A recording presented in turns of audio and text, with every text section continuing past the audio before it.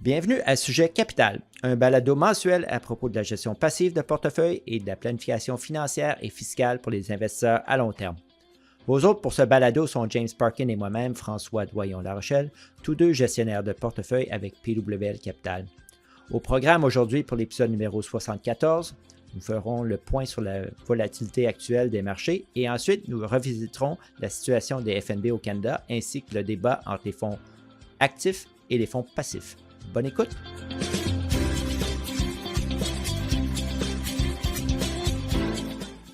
Salut James, comment ça va aujourd'hui? Bonjour à toi François, ça va très bien, merci. Et toi? Ça va très bien, merci. Avant d'attaquer notre sujet principal d'aujourd'hui, on pense qu'il est important de parler de la volatilité actuelle dans les marchés, déclenchée par les tarifs américains imposés à l'économie mondiale. James, qu'est-ce que tu aimerais partager avec nos auditeurs? Alors François, oui, les manchettes sont épeurantes en ce moment.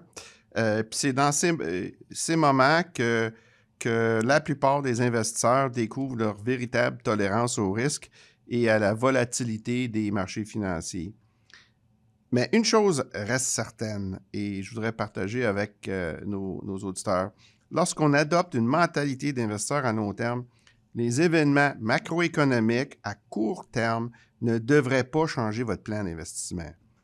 Ce que les investisseurs doivent garder en tête, c'est qu'ils n'ont aucun contrôle sur le marché. Oui, on l'a dit plusieurs fois, on ne peut pas prédire le comportement humain, mais vous pouvez contrôler vos propres émotions. On a aussi dit à plusieurs reprises dans notre podcast que c'est simple, mais ce n'est pas facile à faire, surtout dans des temps comme on connaît en ce moment. Ce que vous devez faire, c'est d'éliminer le bruit. Oui. C'est très bien dit, François. Puis c'est à des moments comme ceux-ci qu'il est utile de revoir quelques-unes des célèbres citations de Warren Buffett sur l'investissement. Oui, j'en ai une, James, je pense, qui se prête bien à ce contexte. Puis il a dit, M. Buffett, les actions sont sûres à long terme, mais vraiment dangereuses pour demain. Merci, c'est une très belle citation et très appropriée dans le contexte actuel. Il y en a plusieurs autres, fait qu'on nos auditeurs peuvent aller les chercher en ligne s'ils veulent en savoir plus. François, j'aimerais partager avec nos auditeurs quelque chose que j'ai récemment lu sur mon réseau LinkedIn. Ça a été publié par un leader d'opinion en investissement américain. Il a souligné qu'il existe 3 types d'investisseurs lorsque les marchés sont volatiles. Le premier type d'investisseurs sont ceux qui réagissent aux grands titres dans les journaux et les médias en ligne. Et ces types d'investisseurs suivent le bruit de la presse financière et achètent généralement à des prix élevés et par après vendent à des prix plus bas. Leur plus grand désavantage, c'est pas l'information qu'ils ont, mais bien de savoir quelle information ignorer. Mm-hmm. Le deuxième type d'investisseurs sont les victimes de la paralysie, qui sont paralysés par l'incertitude. Ils ratent l'occasion de profiter des prix plus bas sur les marchés. Ils n'investissent pas ou ils ne rééquilibrent pas leur portefeuille en fonction de leur plan d'investissement à long terme. Ils attendent ce qu'ils appellent le bon moment pour acheter, c'est-à-dire quand tout va paraître plus sûr.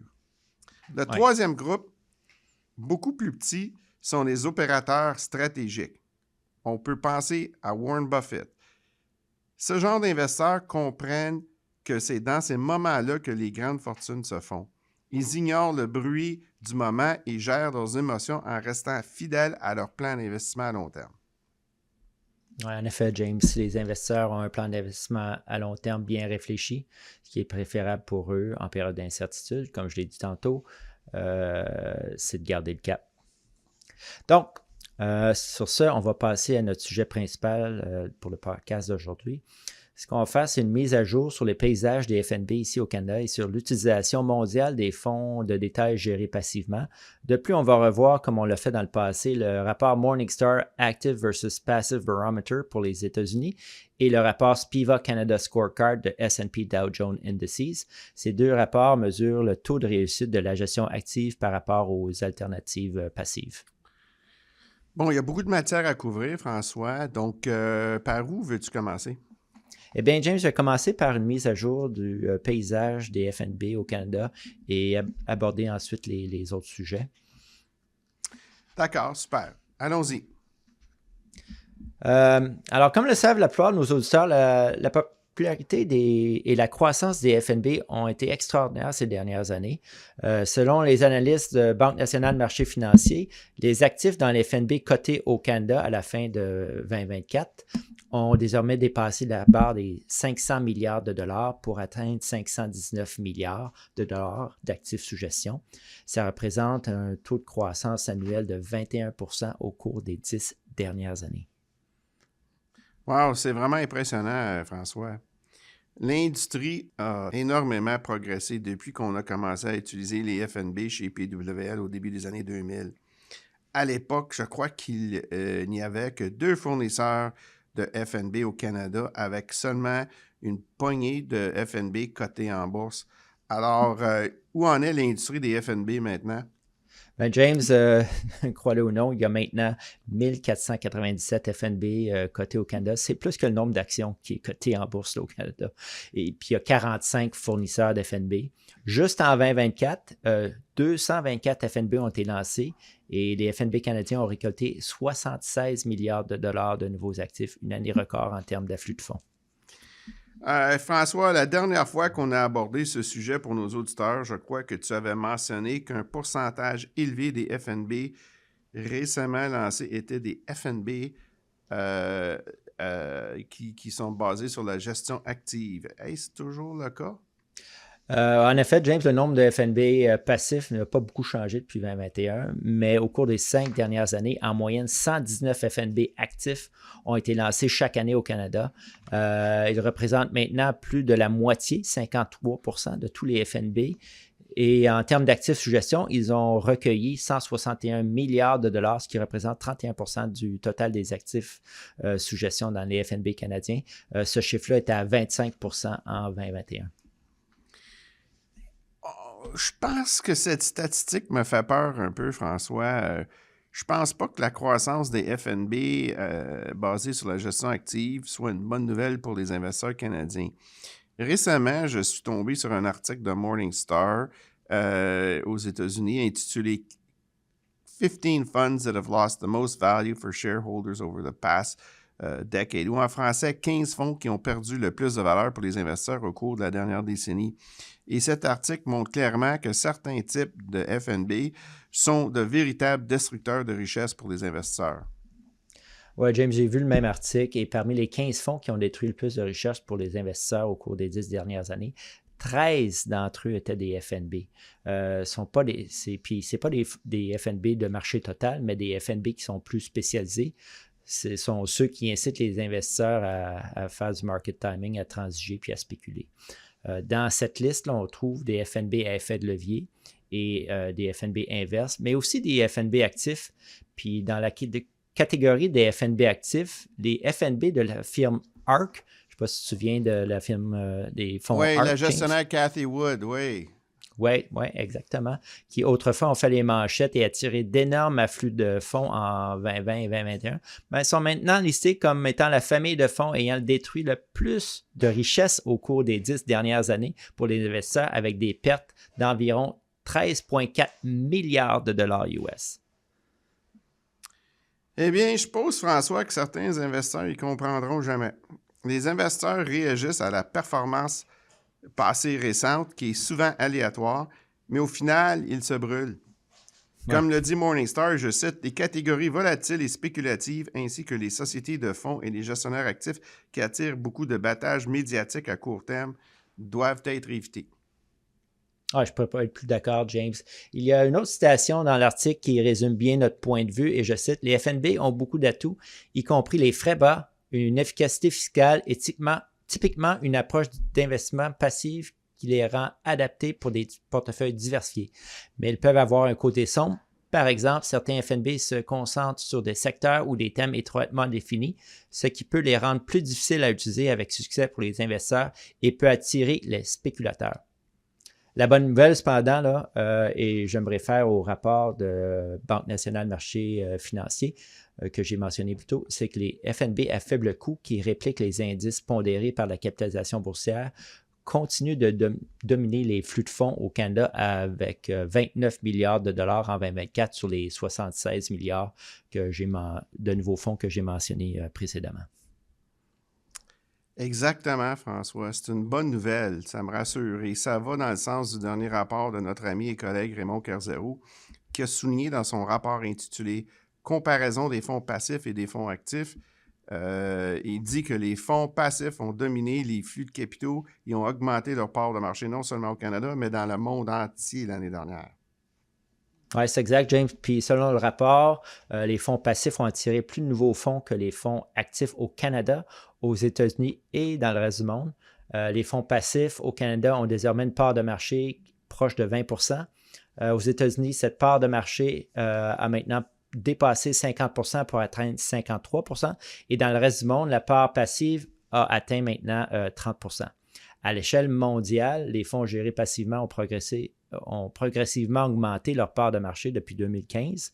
Ils représentent désormais 43 des actifs sous gestion. Au cours des 10 dernières années, les fonds passifs ont attiré 8,7 trillions de dollars US, tandis que les fonds actifs ont enregistré des sorties nettes de 839 milliards de dollars US. Ce qui est clair pour moi, François, c'est que le passif domine l'actif en termes de nouveaux fonds investis. Cependant, Raymond, dans son dernier rapport, met en garde contre la conclusion simpliste selon laquelle 43 du marché est maintenant géré passivement. Puis, je vais partager avec nos auditeurs une citation de son rapport. Je cite, « Même les portefeuilles contenant des fonds véritablement passifs sont souvent utilisés avec une approche active basée sur des vues tactiques. De nombreux investisseurs individuels et conseillers financiers ne peuvent résister à la tentation de la synchronisation du marché. Aussi stérile cette approche soit-elle, quelqu'un qui détient des fonds passifs n'est pas nécessairement un investisseur qui applique la méthode passive. » Oui, effectivement, James, on a parlé de ça quelques fois par le passé, notamment dans le podcast numéro 68. C'était exactement sur ce sujet-là, lorsqu'on a examiné le rapport Morningstar 2024, le rapport qui s'appelle le Mind the Gap, un rapport qu'on pourrait peut-être revoir plus tard cette année. Eh bien, François, je pense que nos auditeurs savent qu'on n'est pas des fans du timing de marché et de la gestion active. Et je pense que les derniers rapports de Morningstar, Active versus Passive Barometer pour les États-Unis et le Spivak Canada Scorecard de S&P Dow Jones Indices soutiennent notre point de vue selon lequel détenir des fonds gérés passivement avec une mentalité d'investisseur buy and hold est la meilleure stratégie. Oui, exact. Et les résultats sont encore assez convaincants cette année en regardant le rapport Spivak Canada qui mesure la performance des fonds gérés activement par rapport aux indices de référence ou les repères respectifs. 2024 a encore été une année difficile pour la gestion active au Canada. En effet, François, dans toutes les catégories de fonds couvertes par le rapport, une moyenne de plus de 80 des fonds actifs ont sous-performé leurs indices de référence l'année dernière. Les fonds d'action internationale ont connu la plus faible sous-performance sur un an avec près de 72 d'entre eux sous-performant l'indice. Donc, c'est pas beaucoup dire. Hein? Et les fonds d'action à dividendes et de revenus ont été les pires avec près de 96 d'entre eux sous-performants. Ouais, je suis toujours étonné de voir ces niveaux de sous-performance-là. Surtout quand on sait que les taux de sous-performance sont généralement plus élevés à mesure que l'horizon temporel augmente. Là. François, à ce sujet, au cours des 10 dernières années, une moyenne de 93 des fonds actifs ont sous-performé leur indice de référence. La catégorie de fonds avec la meilleure performance était les actions à petite et moyenne capitalisation canadienne, malheureusement avec 82 des gestionnaires sous-performant leur indice. La pire catégorie était les fonds internationaux, mais concentrés à 50 en actions canadiennes.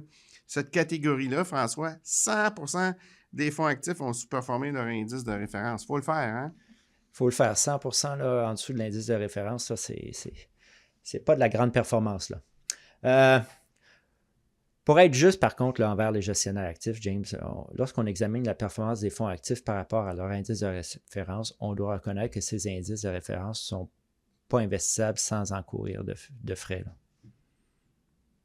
Je suis totalement d'accord avec toi, François, mais les sous-performances dans certaines catégories de fonds ne peuvent pas être expliquées seulement par la différence des frais. Par exemple, les fonds qui ont pour indice de référence l'indice S&P TSX Composite ont sous-performé l'indice de 4 points de pourcentage l'année dernière. Et les fonds qui ont pour indice de référence l'indice S&P mondial ont sous-performé l'indice de 9 points de pourcentage. Wow. Les gestionnaires actifs dans la catégorie S&P mondial ont laissé donc un tiers de la performance sur la table l'année dernière, l'indice ayant généré 30 %. Comment est-ce qu'on explique ces mauvaises performances, James? Eh bien, le rapport Spiva pour le Canada souligne qu'une minorité d'actions ont généré la majorité des gains et que moins de la moitié des constituants de l'indice ont battu cette même indice de référence dans toutes les catégories de fonds l'année dernière. Donc, ceci explique pourquoi en grande partie les gestionnaires ont sous-performé. Ils ont tout simplement fait des mauvais choix d'actions dans leur portefeuille.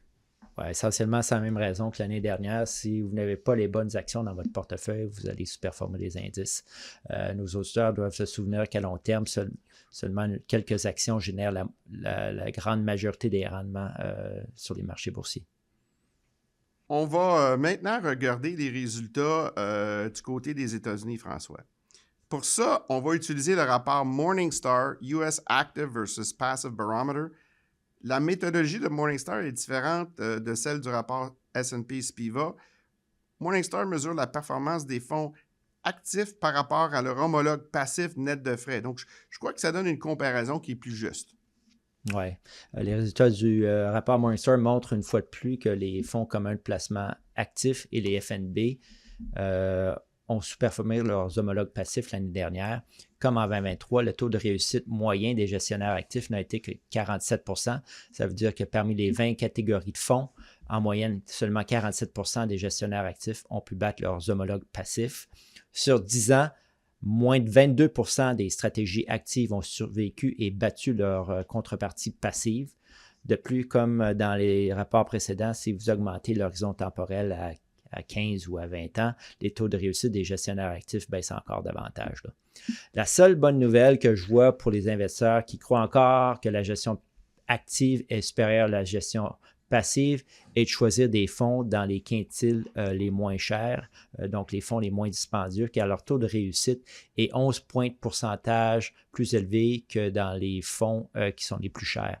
Cependant, je dois souligner que le taux de réussite après 10 ans reste quand même faible à seulement 28 %. Bon, je pense qu'on a fait un bon tour de jardin et on a tout couvert ce qu'on voulait partager avec nos auditeurs, François. Pour conclure, je vais encore citer le rapport de notre collègue Raymond Carzaro. Je cite, « Les fonds passifs offrent des avantages avec lesquels les fonds actifs peuvent difficilement rivaliser, notamment des frais de gestion et des coûts de transaction moins élevés, des rendements régulièrement supérieurs, la transparence, l'efficacité fiscale et finalement la tranquillité d'esprit des investisseurs. » Et je ferme la citation. Oui, j'aurais pas pu mieux dire. Donc, sur ça, je pense qu'on va conclure. Merci, James, d'avoir partagé ton expertise et ton savoir aujourd'hui. Ça m'a fait grand plaisir, François. Eh bien, c'est tout pour ce 74e épisode de Sujet Capital. Nous espérons que vous avez aimé. N'hésitez pas à nous envoyer vos questions et suggestions. Vous pouvez nous joindre par courriel à sujetcapital@pwlcapital.com. Également, si vous souhaitez notre expertise dans la gestion de vos actifs, vous pouvez nous joindre en cliquant sur le bouton « Contactez-nous » qui se trouve sur la page d'accueil de Sujet Capital et sur toutes nos publications. De plus, si vous aimez notre podcast, partagez-le avec votre famille et vos amis. Et si vous n'êtes pas abonné, faites-le s'il vous plaît. Encore une fois, merci d'être à l'écoute et joignez-vous à nous pour notre prochain épisode apparaître le 14 mai. N'oubliez pas de consulter notre site web Sujet Capital pour voir nos derniers blogs. Merci et à bientôt.